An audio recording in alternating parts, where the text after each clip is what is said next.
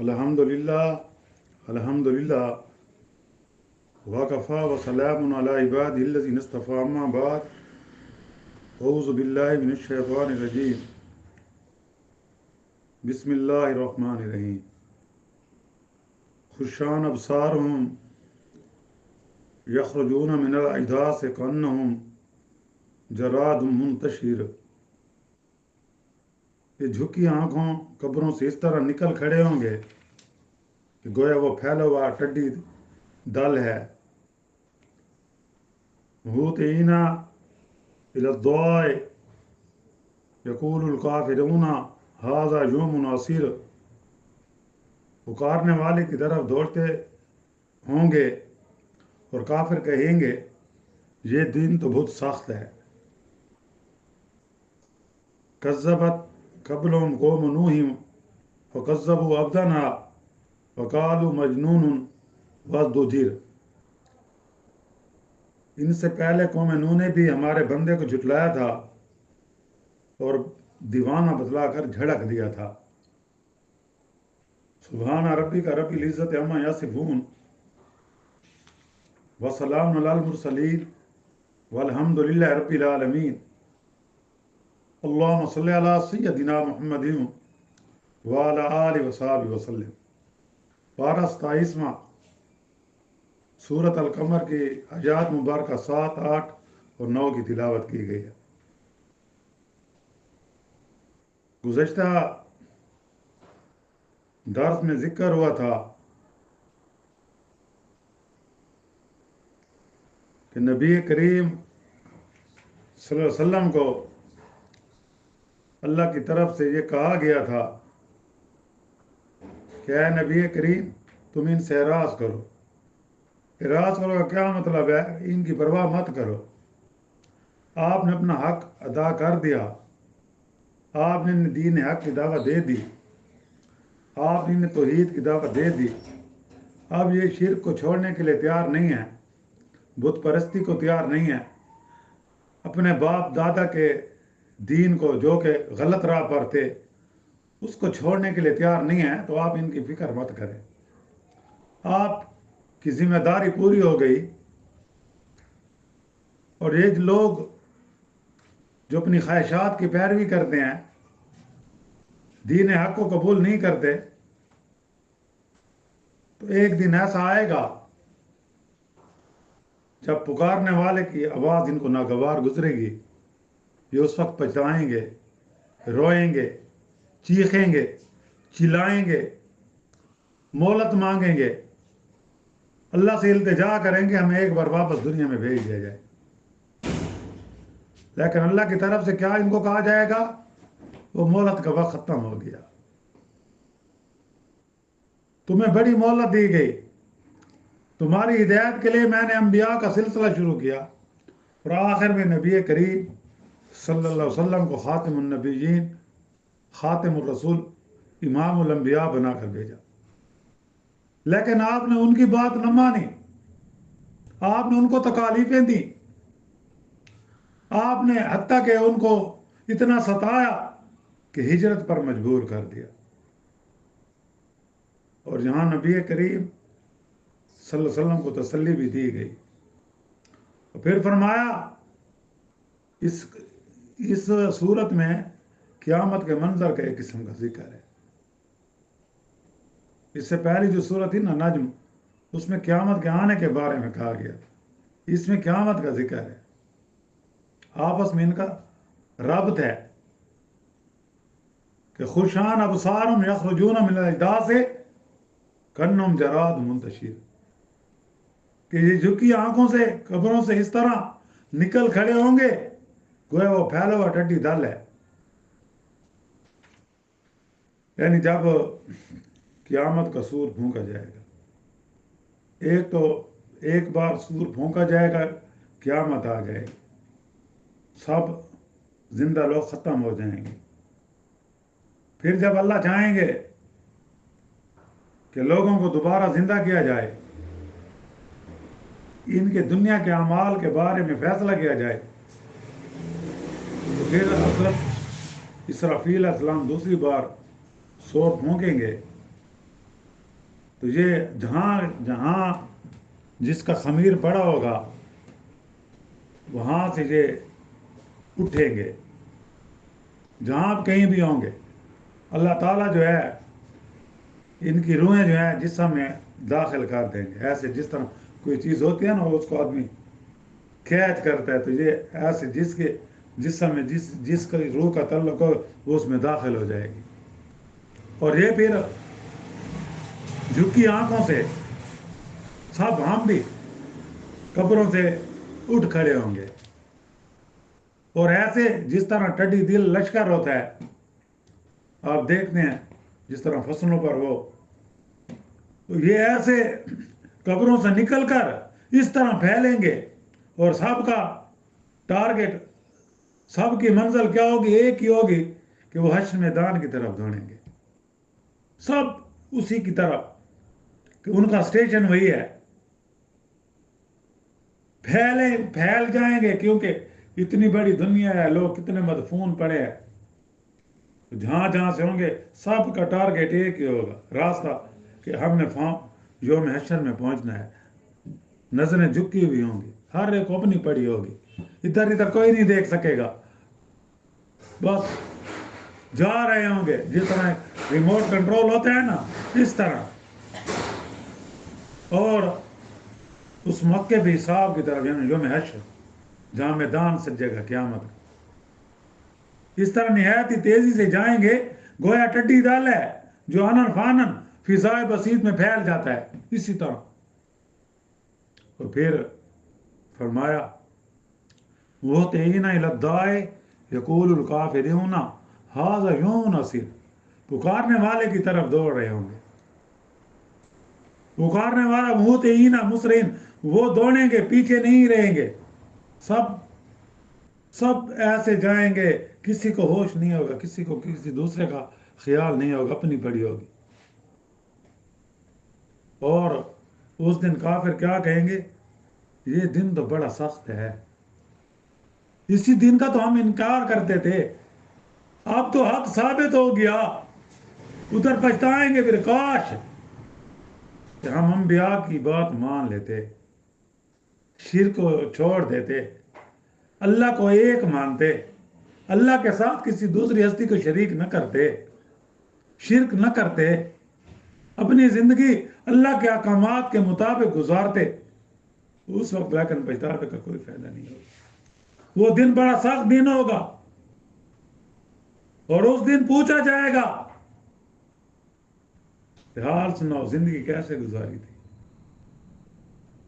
علم کیسے حاصل کیا تھا، کس طرح کا علم حاصل کیا تھا، حلال حرام کی پہچان رکھی تھی، یہ سوال ہوں گے۔ میں نے انبیاء بھیجے تھے تمہاری ہدایت کے لیے، تم نے ان کی بات مانی تھی کہ نہیں مانی تھی؟ تو اس وقت جنہوں نے مانی ہوگی، جو مومن ہوں گے، ان کو اطمینان ہوگا، اطمینان قلب ہوگا ان کو، اور جو کفار ہوں گے وہ ایک بڑی مایوسی کی حالت میں ہوں گے، کیونکہ وہ دن بڑا سخت دن ہوگا، اور اللہ کی طرف سے اعلان ہوگا، اب یوم حشر میں بڑے بڑے بادشاہ ہوں گے، جابر بادشاہ بھی ہوں گے کہ لیمن الملک اليوم، بتاؤ آج کس کی بادشاہت ہے؟ اللہ کی طرف سے جواب للہ الواحد القہار، صرف ایک اللہ کی، جس کی ایک صفت قہار بھی ہے، اللہ کا ایک نام قہار بھی ہے نا، اس وقت اللہ کی طرف سے منادی ہوگی، اس لیے اس دن کے آنے سے پہلے پہلے اللہ تعالیٰ ہمیں تیاری کرنے کی توفیق دے، ہمیں ایسا عمل کرنے کی توفیق دے کہ ہمیں وہاں پہچانا نہ پڑے، ہمیں اللہ تعالیٰ شرک سے بچا کر رکھے، کفر سے بچا رکھے، بدعات سے، آج کل بدعات بہت آ گئی، اللہ رحم کرے، اللہ نے نبی کریم صلی اللہ علیہ وسلم نے جن باتوں سے روکا نا، ہم اس کے الٹ جا رہے ہیں، جیسا کہ آپ صلی اللہ علیہ وسلم نے فرمایا کہ قبریں پختہ نہ بناؤ، قبریں، اور اس کی مثال آپ جنت البقیع میں دیکھ سکتے ہیں، ہزاروں صحابہ کرام، تابعین، تبا تابعین، اولیاء کرام مدفون ہیں، سب کی قبریں کچی ہیں. اور ہم نے کیا کیا؟ ہم نے قبریں پکی تو پکی، روزے بنا دیے، گنبد بنا دیے. پھر ایک آپ نے فرمایا کہ میری قبر کو میلہ گاہ نہ بنانا.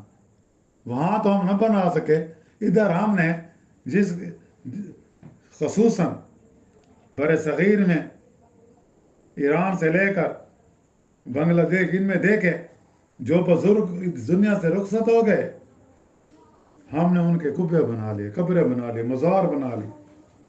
یہ نبی کریم صلی اللہ علیہ وسلم کی بات کو الٹ کر دیا.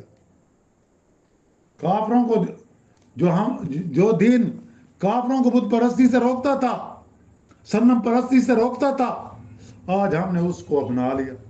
آج آپ دیکھیں مزاروں پر لوگ طواف کر رہے ہوتے ہیں، سجدہ کر رہے ہوتے ہیں، ان سے مانگ رہے ہوتے ہیں. ان کا تصور کر یہ ہماری بات سن رہے ہیں. وہ ظالم ہو، وہ بدبخت ہو، اگر وہ سنتے تو اپنے قبروں پر یہ خرافات نہ ہونے دیتے. سب سے بڑی، لیکن جب عقل پر پردے چڑھ جائیں، دلوں پر مور لگ جائے، تو آدمی حق بات کو نہیں سمجھتا. بھئی میرے نبی سے تمہاری قبریں زیادہ آ گئی، تمہارے یہ اولیاء کرام میرے نبی، میرے صحابہ کرام سے زیادہ تو نہیں ہے. سارے اولیاء کرام اکٹھے ہو جائیں، سارے اولیاء کرام اکٹھے ہو جائیں، تابعین تبع، لیکن ایک ادنا صحابی کا بھی مقابلہ نہیں کر سکتے. اور ہمارے نزدیک ادنا صحابی وہ ہے جس نے ایمان کی حالت میں میرے نبی کریم صلی اللہ علیہ وسلم کا چہرہ مبارک دیکھا ہو. اللہ نے اس پر بھی جنت کی آگ حرام کر دیا، اس کا مقابلہ نہیں کر سکتے، اور تم نے ان کو خدائی درجہ دے دیا. تو یہ اس سے بھی ہم سے پوچھ گچھ ہوگی کہ تم نے میرے دین کو بگاڑ دیا تھا، جن چیزوں سے ہم نے تمہیں منع کیا تھا تم نے ان کو اپنا لیا تھا. اور پھر نبی کریم صلی اللہ علیہ وسلم کی تسلی کے لیے اللہ نے قوم نوح کا ذکر کیا ہے. آگے اگلی جو یاد ہے کہ کذبت قبلہم قوم نوح فکذبوا عبدنا وقالوا مجنون وازدجر، کہ ان سے پہلے قوم نوح نے بھی ہمارے بندے کو جھٹلایا تھا اور دیوانہ بتلا کر جھڑک دیا تھا. یعنی کہ حضرت آدم علیہ السلام کے بعد، حضرت آدم علیہ السلام کے جو سب سے پہلے رسول ہے نا، وہ حضرت نوح علیہ السلام ہے. اس لیے آپ کو آدم ثانی بھی کہتے ہیں، حضرت نوح علیہ السلام کو. یہ 5 ٹن کا جو عقیدہ ہے نا، وہ سب سے پہلے نوح علیہ السلام کی قوم میں آیا تھا، جیسا کہ سورۃ نوح میں ہے. بدون، سوا، یغوث، سواق، یہ ان کے 5 بڑے بزرگ تھے، اللہ کے نیک بندے تھے. ان سے محبت تھی. جب وہ مار گئے تو انہوں نے قبروں کے وہ ایسے جایا کرتے تھے، شیطان ان میں آیا، ان کو کہا ان کو ایسے بنا لو، ایسے بنا لو. پھر ان کی مورتیاں بنوا لی، ان کو شرک میں اتنا وہ رچ گئے کہ پھر حضرت اللہ تعالیٰ نے نوح علیہ السلام کو ان کی ہدایت کے لیے بھیجا. حضرت نوح علیہ السلام نے رات دن محنت کی، 950 سال. کتنے سال؟ 950 سال. لیکن ان بدبختوں میں 100 سے بھی کم ایمان لائے. اور پھر جب حضرت نوح علیہ السلام بس ان سے مایوس ہو گئے تو اللہ سے کہنے لگے یا اللہ ان کو تو ایسا عذاب دے، نیست و نابود کر دے. تو پھر اللہ نے طوفان نوح اور آپ کو حکم دیا کہ کشتی تیار کریں. تو آپ نے کشتی تیار کی جیسے اللہ نے آپ کو الہام کیا، اور اس میں جو ایمان والے لوگ تھے 100 سے کم ان کو سوار کیا. اس طرح اللہ کی طرف سے حکم، ہر جانور کے جوڑے جوڑے اس میں. اور پھر جب طوفان نوح آیا تو سب پوری دنیا غرق ہو گئی، کوئی بھی نہ بچ، کوئی کشتی والوں کے سوا. اور وہ کشتی جو ہے جودی پہاڑ پر لگی.